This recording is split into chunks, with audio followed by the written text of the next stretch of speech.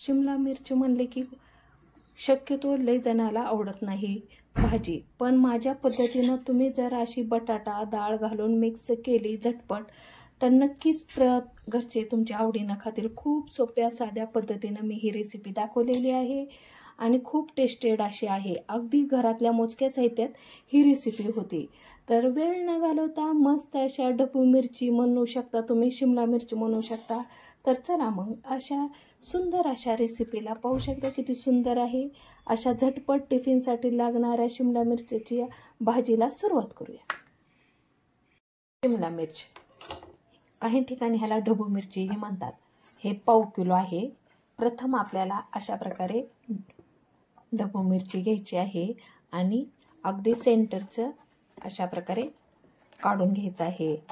देठाचा भाग काढून घ्यायचं आहे। पाहू शकता एकदम पोगर असं आतलं वातावरण असतं आणि अशा प्रकारे काढून घ्यायचं आहे। आणि आता मधोमध कट करायचं आहे आणि अगदी बारीक बारीक स्लाइडमध्ये कट करायचं आहे।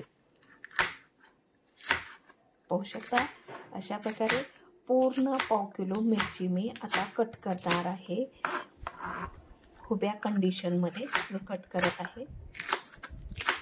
तुम्हाला जर आवडत नसेल तर तुम्ही ह्या ठिकाणी बी काढून टाकू शकता।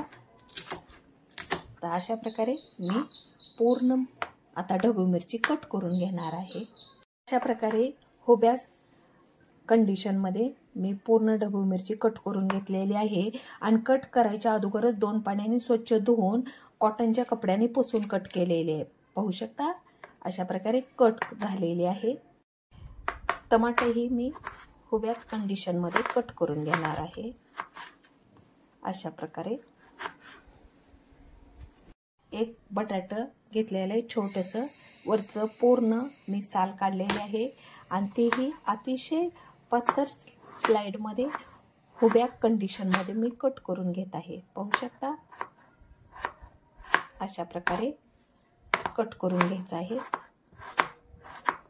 अगदी इझी पद्धतीने अशा प्रकारे कट झालेला आहे। भरपूर असे लसूण पाकळ्या, 4 हिरव्या मिरच्या, अर्धा इंच आले ही बारीक पेस्ट करून घ्यायची आहे।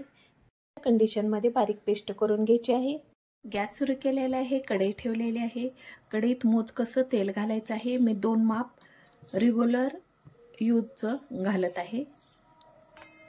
तेल कडकड झाले की थोडीशी मोहरी घालायची आहे। मोहरी तडतड झाली की थोडेसे जिरे घालायचे आहेत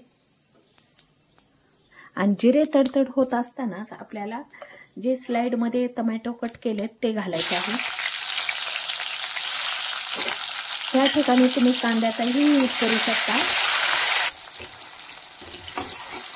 आता आपण ही बारीक पेस्ट केलेली मिक्सरच्या भांड्यातली तीही टाकून घ्यायची आहे।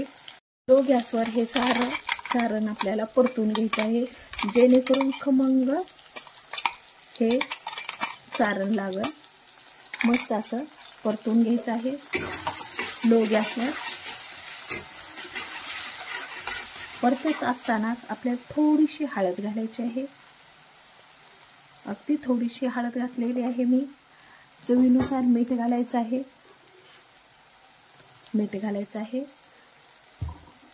हे सारण पूर्ण परतून घ्यायचं आहे आणि परतल्यानंतर सुरुवातीला आपल्याला कट केलेलं हे बटाटा घालायचं आहे। ते परतून घ्यायचं आहे। मस्त असं परतून घ्यायचं आहे आणि आता आपल्याला 2 मिनिटापुरतं 2 ते 3 मिनिट अशा कंडिशनमध्ये बटाटा सॉफ्ट होईपर्यंत ठेवायचा आहे। 2 ते 3 मिनिट झाले, पाहू शकता मस्त असं सॉफ्ट बटाटा झालेला आहे तेलातच। आता ही ढबू मिरची कट केलेली घालायची आहे।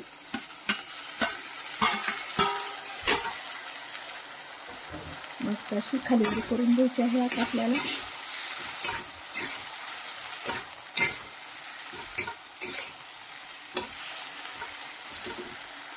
मसूर डाळ, एक मुठभर मसूर डाळ धुवून स्वच्छ करून घ्यायची आहे. धुतलेली ही डाळ आता आपल्याला ह्या सारणमध्ये घालायची आहे, ह्या कढईत, आणि मस्त आता पूर्ण परतून घ्यायची आहे. आता थोडासा मी गॅस फास्ट करणार आहे. पाहू शकता मस्त असा गॅस फास्ट केलेला आहे मी. एकजीव होईपर्यंत परतून घ्यायचे आहे. त्यातच आपल्याला दाण्याचं कूट घालायचं आहे. 1, 2 आणि 3 चमचे घातला आहे मी. मिक्सरच्या भांड्यात फक्त मी अर्धा कप पाणी घालणार आहे विसळून टाकण्यासाठी. अर्धा कप पाणी घेतलेलं आहे, ते विसळून टाकायचं आहे. जास्त पाण्याचा यूज करायचा नाही. आणि हे पूर्ण सारण आता आपल्याला एकरूप करायचं आहे. पाहू शकता किती मस्त आपली भाजी दिसत आहे आणि टेस्टलाही तशीच भन्नाट चव देणारी आहे.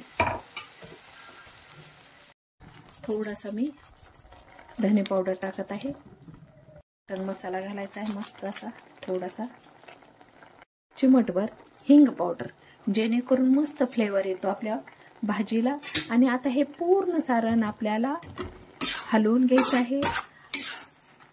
खूप मस्त फ्लेवर येत आहे, खूप मस्त भाजी दिसतही आहे. आणि आता आपल्याला अगदी सॉफ्टमध्ये लो गॅसवर हे सारण 5 ते 7 मिनिटं ठेवायचं आहे. ते 7 मिनिटात आपण एकदा दोनदा या भाजीला पाहायचं आहे, जेणेकरून खाली चिटकणार नाही आणि मस्त अशी खालची वरती शिजून जाईल. पाहू शकता मस्त अशी आपली भाजी शिजत आहे आणि बटाटाही सॉफ्ट झालेला आहे आणि मिरचीही सॉफ्ट झालेली आहे आणि डाळही आपली शिजलेली आहे. आणखी मी 2 मिनिटं ठेवणार आहे. 5 मिनिटं झाले आहे अशाच कंडिशनमध्ये. 2 मिनिटं झाले आहेत. पाहू शकता मस्त अशी आपली भाजी शिजलेली आहे, एकच नंबर. आता मी गॅस बंद करते. शकता अशा प्रकारे मस्त अशी आपली शिमला मिरची बटाटा मिक्स डाळ मिक्स झालेले, थोडीशी कोथिंबीर घालू शकता तुम्ही. तर तुम्ही पाहू शकता खूपच सुंदर झालेले, खूपच टेस्टेड आहे. तुम्ही प्लीज एकदा नक्की ट्राय करा. आणि तुम्हाला ही रेसिपी कशी वाटते ते कमेंट बॉक्समध्ये लिहून पाठवा. अगदी थोडी जरी मैत्रिणींना आवडली तर लाईक शेअर सबस्क्राईब करायला विसरू नका. अशाच नवीन रेसिपीसोबत पुन्हा भेटूया. Bye, take care.